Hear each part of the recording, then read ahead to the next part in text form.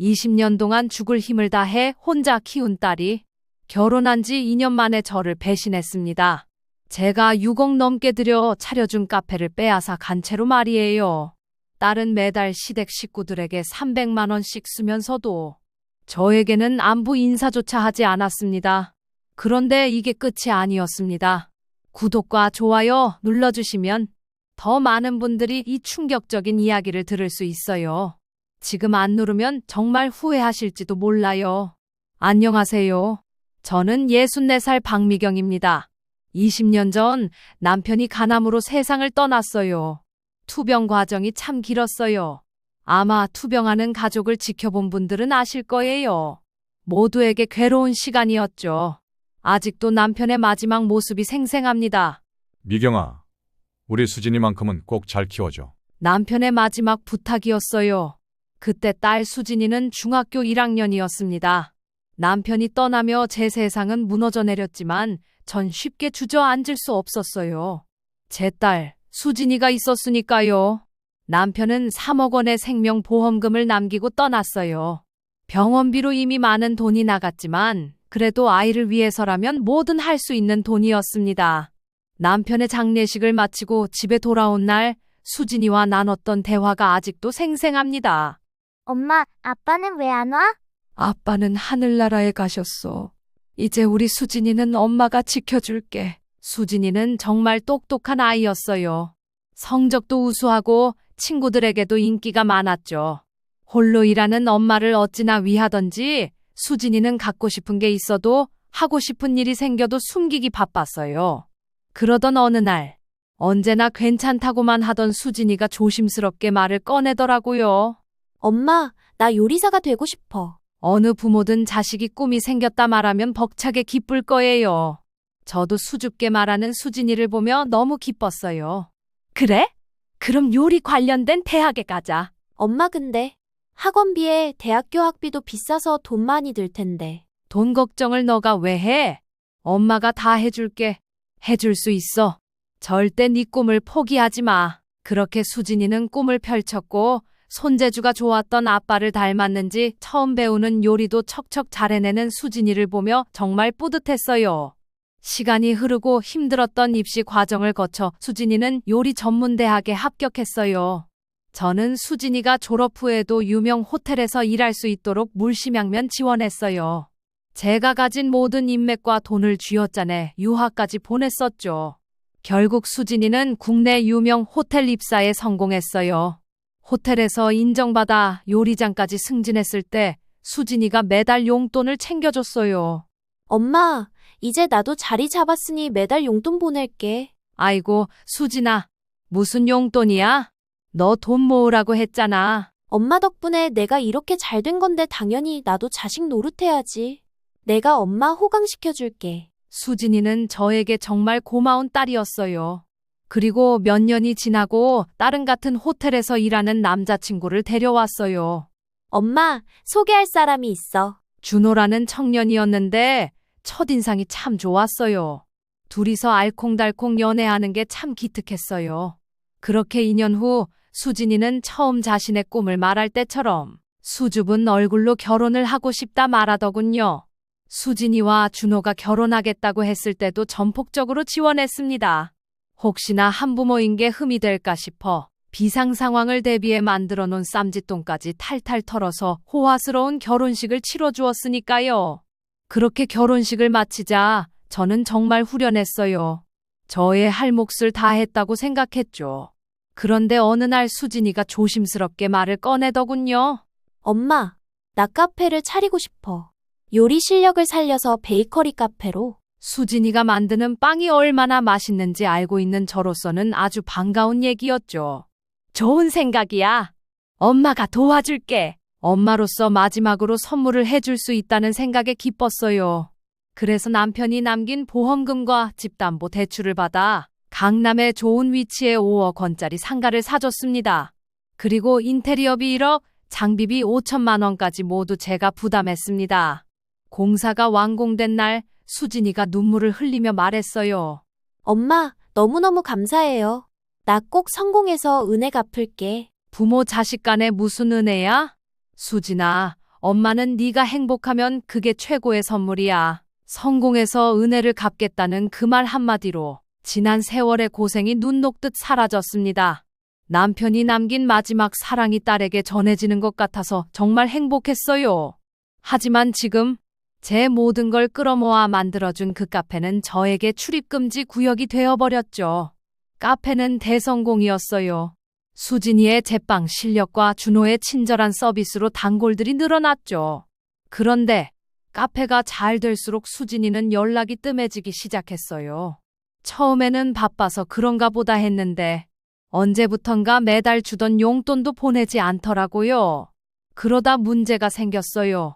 수진이에게 카페를 차려주면서 제 전 재산을 털었거든요. 심지어 인테리어비와 장비비는 대출을 받아 해결했기 때문에 매달 대출 이자만 100만 원이 넘었어요. 하지만 저는 소일거리 알바로 겨우 제 생활비만 벌고 있는 상황이에요. 월급이라고 해봤자 80만 원 남짓이었죠. 몇 달을 혼자 버티다가 결국 수진이에게 조심스럽게 말했어요. 수진아, 엄마가 카페 때문에 대출 받은 거 있잖아. 엄마가 이자 내는 게 조금 부담돼서 그런데 좀 보태줄 수 있을까? 엄마, 그게 무슨 소리야? 매달 이자만 150만 원씩 갚아야 하는데 엄마 수입으론 부족해서 그래. 혹시 조금만 도와줄 수 있을까? 돈 이야기가 나오니 수진이 표정이 차갑게 굳더라고요. 예전에 다정한 딸이 아니었어요. 엄마, 우리도 지금 카페 안정화시키느라 여유가 없어요. 장비 할부금도 있고 직원 월급 주기도 빠듯해서. 사위 준호도 거들었어요. 장모님, 정말 죄송한데 저희도 아직 자리 잡기 전이라서요. 그래, 알겠어. 엄마가 알아서 할게. 마음이 참 씁쓸했어요. 결혼 전엔 그렇게 효녀였는데 그래서 60이 넘은 나이에 더 많은 일을 찾아야 했습니다. 새벽 5시부터 카페 청소 아르바이트, 낮에는 마트 계산원, 저녁에는 전단지 돌리기까지. 하루에 3개 일을 해서 겨우 월 200만 원 정도 벌 수 있었어요. 무릎도 아프고 허리도 쑤셨지만 내가 해결해야지 하는 마음으로 버텼어요. 그런데 어느 날 동네에서 충격적인 소식을 들었어요. 미경 씨, 얼마 전에 자기네 딸내미 카페 갔다가 그 집 식구들 봤다. 수진이가 시댁한테 참 잘하더라. 우리 딸이 그 카페 알바하는데 시댁 식구들이 와서 우리는 사장 가족이니까 공짜라고 했대. 형제도 엄청 많다던데. 네? 저는 처음 듣는 얘긴데. 우리 딸 말로는 시댁 식구들이 매주 카페에 와서 공짜로 먹고 간다던데. 시댁에서 카페 차리는 비용 도와준 거야? 아, 아니요. 제가 남편 보험금이랑 이것저것 보태서 차려줬어요. 대단하네. 나는 수진이 시댁 식구들이 매일 공짜로 들락날락 커린다길래 카페 차리는데 도움 준 건가 했지. 미경 씨 딸 뒷바라지 하느라 정말 고생했다. 마음이 철렁했어요. 저는 수진이 카페에 갈 때마다 커피 한 잔을 마셔도 돈을 냈어요. 딸이랑 사위 둘 다 매번 저에게 카페를 운영하면서 남는 게 없어서 힘들다고 했으니까요. 그런데 저에게는 형편이 빠듯하다며 앓는 소리를 하던 사위가 정작 자기 식구들한테는 이렇게 아낌없이 돈을 펑펑 쓰고 있었다니 믿을 수 없었어요. 한번 솟아난 의심은 제 마음을 쉴 새 없이 불안하게 만들었어요. 홀로 집에서 괴로워하다 결국 수진이한테 직접 물어봤죠. 수진아, 시댁 식구들이 카페에 자주 와? 아, 그게 가끔 와. 그럼 시댁 식구들은 올 때마다 공짜로 주고 있니? 엄마, 가족인데 돈 받기도 뭐하잖아. 매출에는 문제 없어? 괜찮아. 걱정 마. 참 섭섭했습니다. 친정엄마인 제가 내는 돈은 당연하고 시댁 식구들 돈은 어렵게 느껴진다고 하니 말이에요. 하지만 며칠 후 더 충격적인 사실을 알게 됐어요. 카페 직원이 비밀리에 알려준 거였어요. 사모님, 이건 비밀인데. 사장님께서 매달 시댁에 현금을 많이 드리고 계세요. 그것 때문에 카페 운영이 더 어려워지는 것 같아요.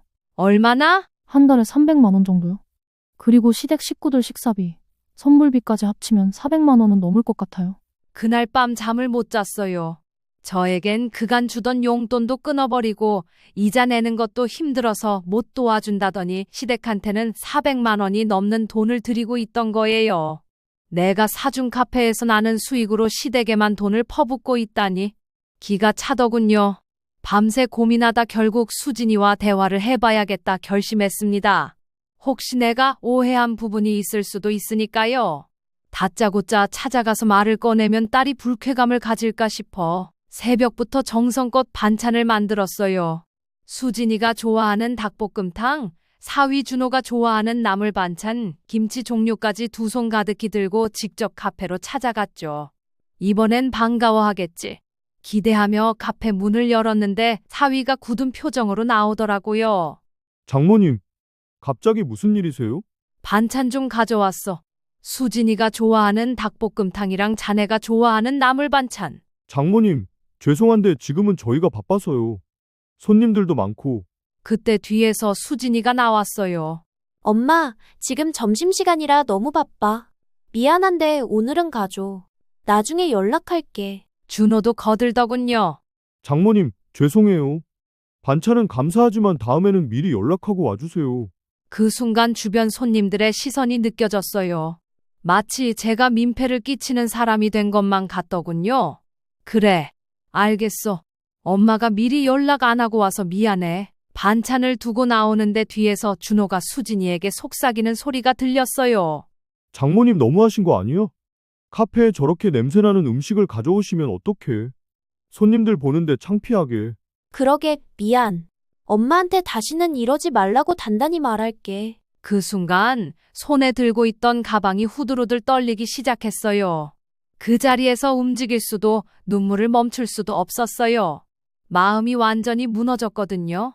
그날 밤 잠도 잘 수 없었습니다.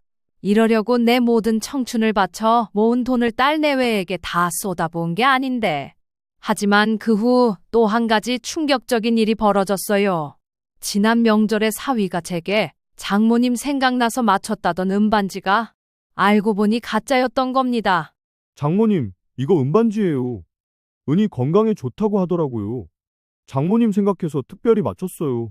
살갑게 제 옆에 앉아 조잘조잘 얘기하던 사위가 어여뻐서 저도 없는 돈 탈탈 털어 용돈을 더 줬어요. 그런데 카페에서 저를 창피하다고 쫓아낸 사위가 정말 은반지를 선물했을까 싶은 마음에 근처 귀금속점에 가서 물었습니다. 이게 정말 은반지가 맞나요? 아이고, 어르신. 이거 도금 반지예요. 순은이 아니라 구리에 은을 입힌 거라 몇천 원짜리예요. 딸과 사위가 언제나 나를 기만하고 속여왔다는 사실에 마음이 또 한 번 찢어졌습니다. 다음 날 수진이를 만나자고 했어요. 엄마, 갑자기 무슨 일이야? 할 얘기가 있어서 카페에서 만났는데 수진이 표정이 딱딱하더라고요. 수진아, 엄마한테 솔직하게 얘기해줘.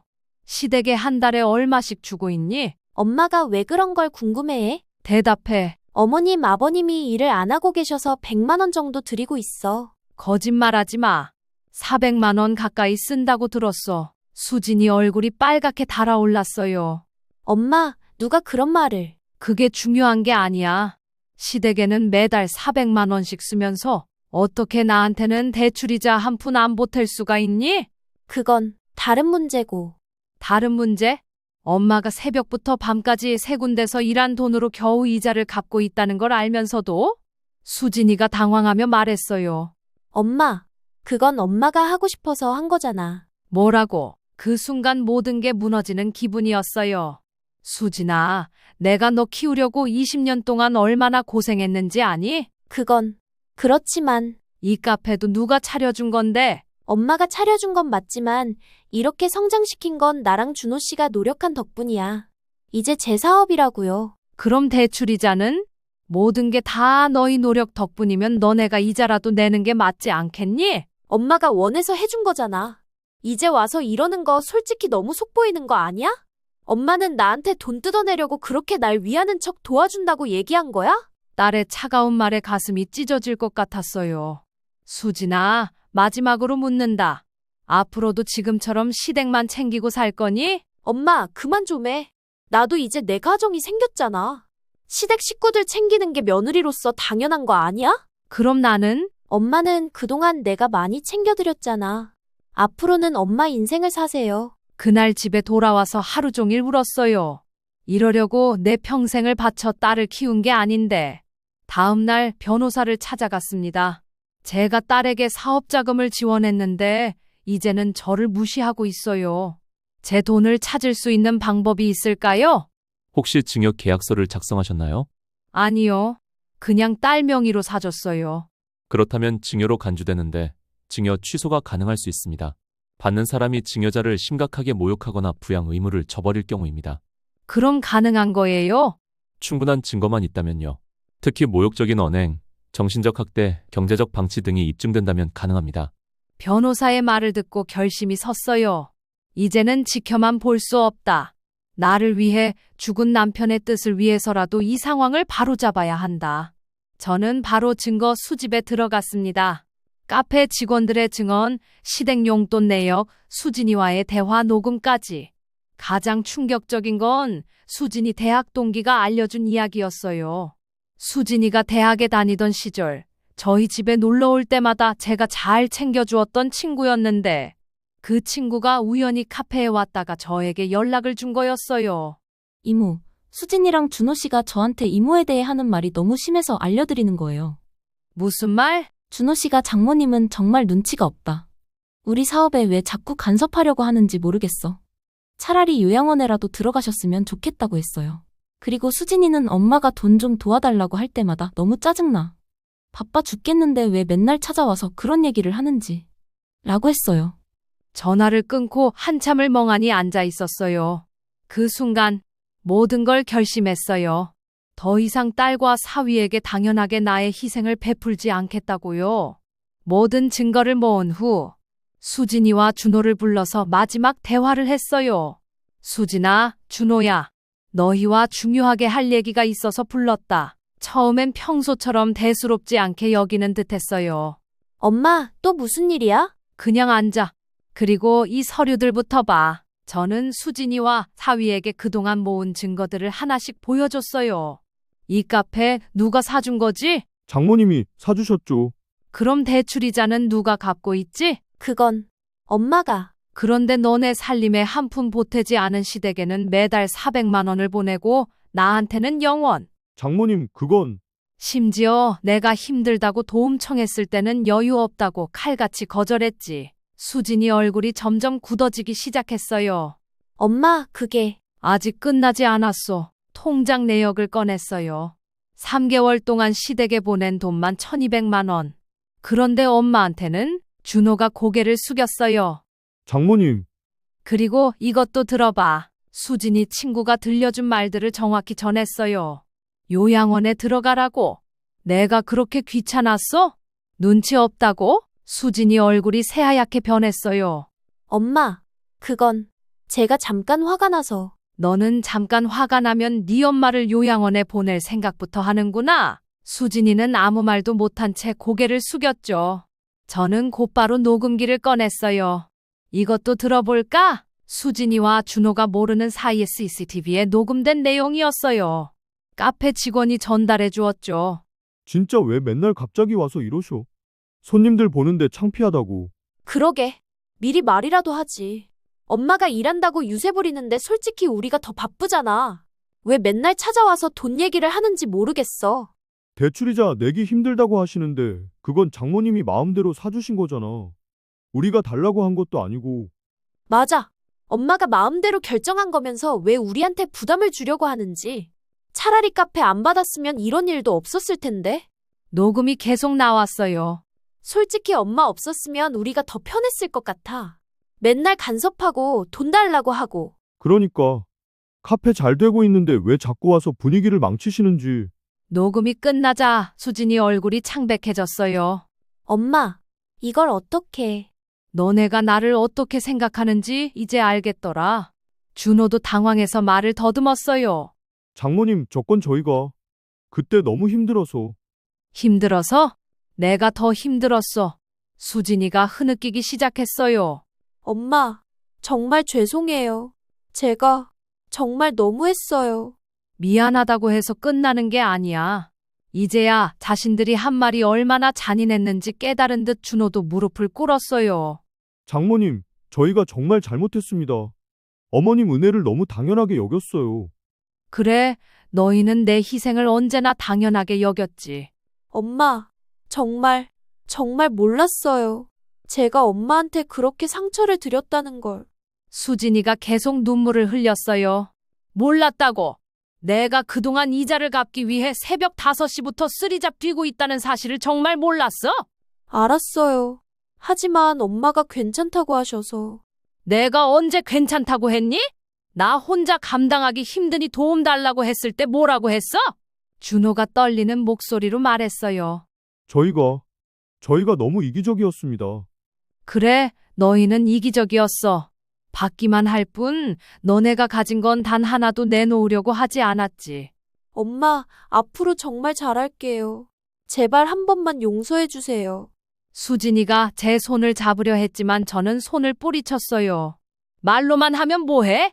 지금까지 너네 행동을 보면 잘한다는 말을 어떻게 믿겠니? 그럼 어떻게 하면? 이제 조건이 있어. 변호사와 준비한 조건을 차근차근 제시했어요. 첫째, 매달 나에게 50만 원씩 용돈을 줄 것. 둘째, 시댁 용돈은 100만 원 이내로 줄일 것. 셋째, 매주 한 번은 안부를 확인할 것. 넷째, 명절과 생일은 함께 보낼 것. 마지막으로 대출 이자를 함께 부담할 것. 이 조건들을 받아들이지 않으면 증여 반환 소송을 진행할 거야. 수진이가 절망적인 표정으로 말했어요. 엄마, 이 카페를 뺏어가시면 우리는 어떻게 먹고 살아요? 그럼 조건을 받아들여. 준호가 먼저 고개를 숙였어요. 장모님, 모든 조건 다 받아드리겠습니다. 준호 씨, 수진아, 우리가 잘못했어. 어머님 말씀이 다 맞아. 수진이도 결국 고개를 끄덕였어요. 엄마, 정말 죄송해요. 말씀하신 조건 다 지킬게요. 말로만 하지 말고 각서 써. 떨리는 손으로 각서를 쓰는 수진이를 보며 이제야 정신을 차리는구나 싶었어요. 장모님, 정말 잘못했어요. 앞으로는 진심으로 모실게요. 준호도 진심 어린 표정으로 말했어요. 저희가 너무 철이 없었습니다. 장모님 없었으면 지금의 저희도 없었는데. 그때서야 두 사람 모두 진짜로 자신들의 잘못을 깨닫는 것 같았어요. 각서는 받겠지만 카페 상가 명의는 일단 내 명의로 바꿀 거야. 엄마, 너희가 진짜 바뀌는지 지켜볼게. 5년 동안 각서대로 하면 그때 다시 생각해 보겠어. 그날 이후 6개월. 수진이는 완전히 달라졌어요. 매주 안부 전화를 하고 용돈도 꼬박꼬박 챙겨줬어요. 시댁 용돈도 줄이고 저에게 더 신경 써주기 시작했죠. 엄마, 오늘 같이 쇼핑할래? 엄마, 새로운 메뉴 만들었는데 맛봐주세요. 처음엔 연기하는 건 아닐까? 의심했는데 점점 진심이 느껴지더라고요. 사위도 점점 달라졌어요. 장모님, 그동안 정말 죄송했어요. 저희한테 애써주신 장모님 생각은 안 하고 저희 집만 챙겼어요. 앞으로 정말 잘할게요. 이제라도 알았으니 괜찮다.